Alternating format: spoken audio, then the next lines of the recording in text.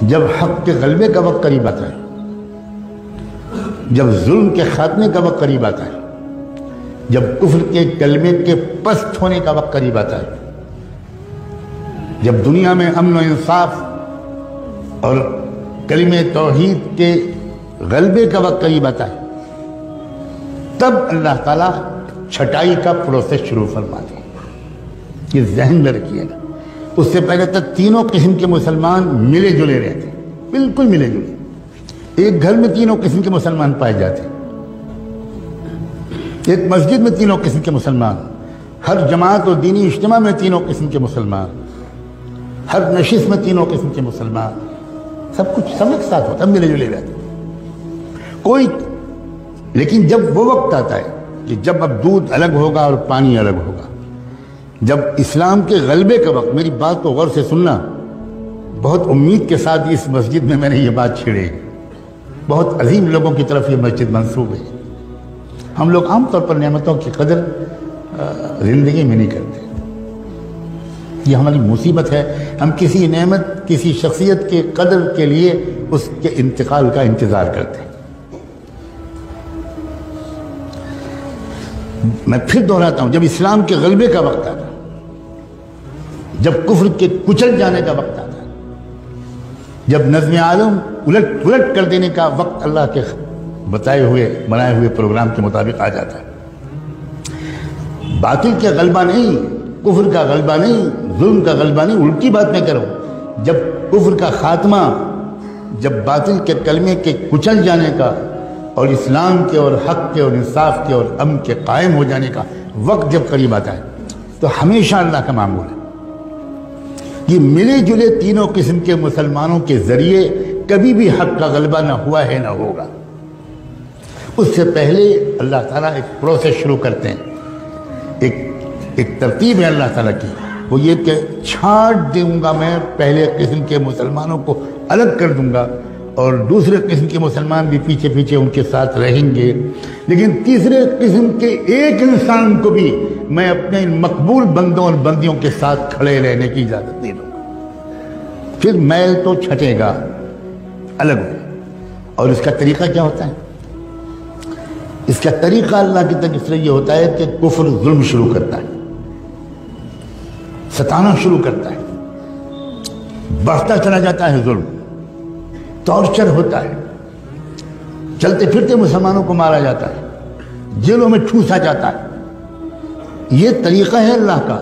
یہ فلاں حکومت کر رہی ہے، فلاں حکومت کر رہی ہے، یہ ظاہری طور پر ہم کو اسباب کے اعتبار سے کچھ کام کرنا ہماری ذمہ داری ہے، لیکن میں سمجھا رہا ہوں یہ اللہ تعالیٰ کا ہمیشہ سے یہ سسٹم ہے۔ اُذِينَا مِن قَبْلِ أَن تَأْتِيَنَا وَمِن بَعْدِ مَا جِئْتَنَا،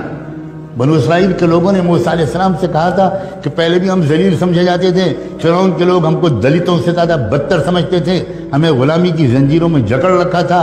آپ آئے، ہم نے آپ پر ایمان ہم نے قبول کیا، ہم نے آپ کا ساتھ دیا، اس کے بعد بھی وہی ظلم ہم پر ہو رہا ہے۔ وہ ظلم اور ظلم میں فرق تھا۔ چنانچہ موسیٰ علیہ السلام نے بعد میں جو جوابات دیے اور بعد میں اس قوم کی تاریخ نے جو مرحلے طے کیے، تو اس نے بتایا کہ بہت فرق تھا ان دونوں قسم کو ظلم میں۔ چھٹائی لازمی ہے، لِيَمْحِصَ اللَّهُ الَّذِينَ آمَنُوا لِيَمِيزَ اللَّهُ الْخَبِيثَ مِنَ الطَّيِّبِ، قرآن نے 20 جگہ یہ بات بیان کیا۔ چھٹائی تب ہوتی ہے، یہ ایک بات میں تیسری چوتھی بار دوہرا رہا ہوں، جب اسلام کے غلبے کا وقت قریب ہوتا، اس وقت اللہ تعالیٰ یہ برداشت نہیں کرتے کہ تیسری قسم کے لوگ یہ دوسری اور پہلی قسم کے والوں کے ساتھ رہے۔ احد کی جنگ میں اللہ کے رسول نکلے صحابہ کو ساتھ میں لے کر، اور یہ تیسری قسم کے لوگ بھی ساتھ تھے جو اندر سے کچھ اور تھے، اوپر سے کچھ اور تھے، اور یہ بھی ساتھ چلے، مگر راستے میں 300 اس تیسری قسم کے لوگ حضور کا ساتھ چھوڑ کے الگ چلے گئے۔ کیوں الگ چلے گئے؟ اس لیے کہ یہ اللہ کے نظام کے مطابق ممکن ہی نہیں تھا کہ یہ تیسری قسم کے لوگ اس فتح کے وقت میں ان کے ساتھ رہیں، یہ ممکن نہیں، یہ اللہ تعالیٰ کبھی نہیں ہونے دیتے۔ مسلمانوں، خدا کے لیے اس بات کو غور سے سمجھو کہ یہ تیسرا یہ وہ دور ہے جب اللہ تعالیٰ نے فیصلہ کر لیا ہے ایک ایک کو چھانٹ کے رہوں گا، چاہے وہ خادم الحرمین الشریفین ہوں، اور چاہے وہ کعبے کے لباس کے متولی ہوں، اور چاہے وہ بڑے بڑے عرب لوگ ہوں اور کعبے کے ممبر پر کھڑے ہو کر نصیحت کرنے والے ہوں، اور چاہے وہ کہیں کے لوگ ہوں، ایک بھی نہیں چھوڑیں گے اللہ۔ سب تھوڑے سے مٹھی بھر لوگ ہوں گے جن کو اللہ چن لیں گے، اور ان کے ذریعے سے پوری دنیا کے اندر ایسا انقلاب آ جائے گا کہ شجر و حجر بھی حیران رہ جائیں۔ یہ کیا ہو گیا؟ یہ سسٹم ہے اللہ کا۔ چھٹائی شروع ہو چکی ہے بڑی تیزی کے ساتھ، اور شروع بھی اللہ نے کہاں سے کی ہے چھٹائی؟ میرے منہ پر الفاظ نہیں آ سکتے کہ کہاں سے چھٹی ہوئی ہے۔ بدأ الاسلام غریبا وسيعود غریبا کما بدا، وہاں سے چلا۔ اللہ تعالیٰ کیا کوئی رعایت نہیں، تم ہاشمی ہو، تم مطلبی ہو، تم مکی اور مدنی ہو، تم قریشی ہو، اور تم فلاں ہو، اور تم سعودی ہو، اور تم یہ ہو اور وہ ہو، ہم تمہاری اندرون کی باتوں کو جانتے ہیں۔ وَمَن يَتَوَلَّهُ مِنْكُمْ فَإِنَّهُ مِنْهُمْ۔ یہ دور، یہ عام دور نہیں ہے، یہ چھٹائی کا زمانہ ہے۔ آخری موقع ہے سنبھلنے کا، آخری موقع ہے توبہ کا، اور اپنی وفاداری کو ٹھیک کرنے کا۔ صرف ٹوپی پہن لینے کا نام بدلنا نہیں ہے، صرف کرتا پجامہ اور داڑھی کا نام بدلنا بالکل نہیں ہے۔ ہمیں جائزہ لینا پڑے گا کہ کیا ہم اسلام کے وفادار ہیں یا اپنی پارٹی کے وفادار ہیں،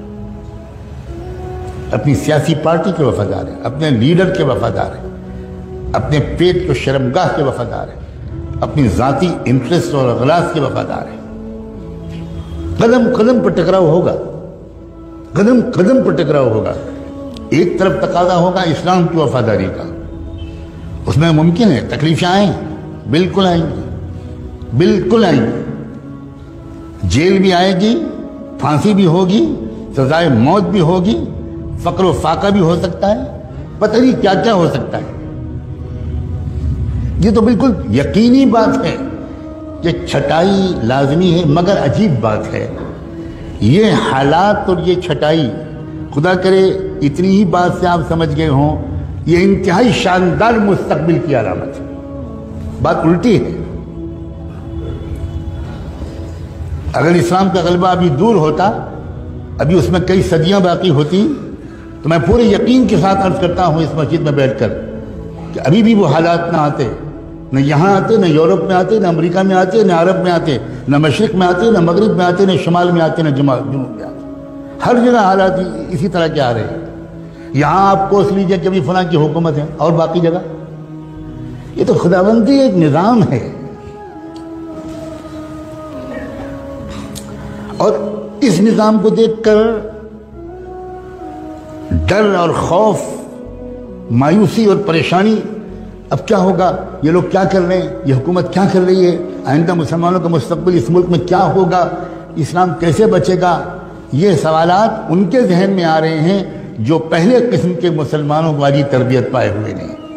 یہ ان کے ذہن میں۔ ورنہ جن کا ایمان مضبوط ہے، جن کا علم گہرا ہے، جن کی سمجھداری بہترین ہے، جو قرآن کو سمجھے ہوئے ہیں، جو اچھی صحبتیں پائے ہوئے ہیں، وہ اپنے وقت کو موبائل میں ضائع نہیں کرتے، انٹرنیٹ میں ضائع نہیں کرتے، بازاروں میں گھومنے میں ضائع نہیں کرتے، وہ سمجھداروں کے پاس بیٹھ کر سمجھداری کی باتیں سننے میں اپنا ایک ایک منٹ استعمال کرنے کی کوشش کرتے ہیں۔ ان کا بالکل الٹا خیال ہے۔ ان کا حال اس وقت کے حالات میں یہ ہے کہ ایسا لگتا ہے کہ اندھیرا بڑھ رہا ہے، جس کا مطلب یہ ہے کہ اب صبح روشن قریب ہے۔ بالکل الٹا تاثر ہے ان کا۔ ان کو فکر جانتے ہیں کس بات کی ہے؟ میں صاف کہنا چاہتا ہوں، پہلی قسم کے اس وقت جو ایمان والے ہیں، ان کو فکر یہ ہے کہ میرا بھی شرکت، میری بھی اس فتح والی مہم میں ہو پائے گی کہ نہیں ہو پائے گی، یہ فکر ہے۔ فتح تو ہوگی، الا ان نصر اللہ قریب۔ اس ملک کو بھی پہچاننا مشکل ہوگا، اس کے چپے چپے سے کلمہ توحید کی آواز آئے گی۔ یہ چمن معمور ہوگا نغمہ توحید سے، یقیناً، اس میں کوئی شک نہیں ہے۔ فکر جو ہے اس پہلی قسم کے لوگوں کو وہ یہ کہ میری شرکت، میری اولاد کی شرکت، میرے جگر کے ٹکڑوں کی شرکت، میرے شاگردوں کی شرکت، میرے دوستوں کی شرکت، میرے قریبی لوگوں کی شرکت اس مہم میں ہو پائے گی کہ نہیں ہوگی؟ ہم تو نہیں کان پکڑ کے نکال دیے جائیں گے، ہم تو نہیں محروم کر دیے جائیں گے کہ نہیں تم نہیں شریک ہو، تم اس قابل ہی نہیں، ہم تم کو خوب پہچانتے ہیں، ہم تم کو خوب پہچانتے ہیں۔ لا تخرجوا، کیا ہے وہ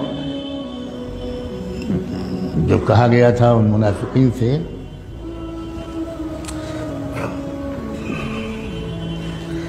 تم کبھی نہیں نکل پاؤ گے، بہت سخت ترین آئے تھے وہ،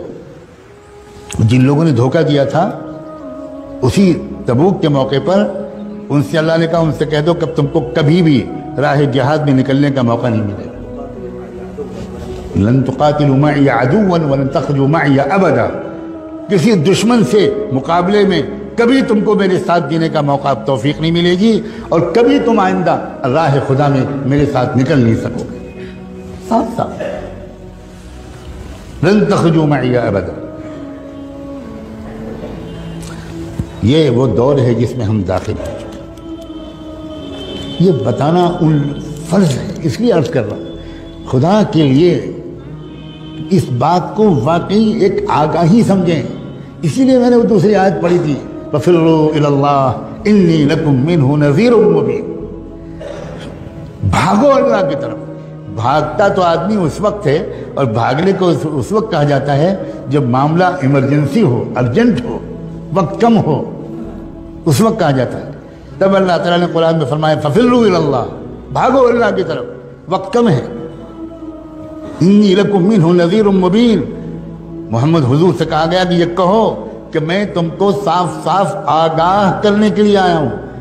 آگاہ کرنا، وارننگ دینا، بتانا کہ آگے کیا ہونے والا ہے، منزل آخری کیا ہے، راستہ کیا ہے، یہ وہ دور ہے۔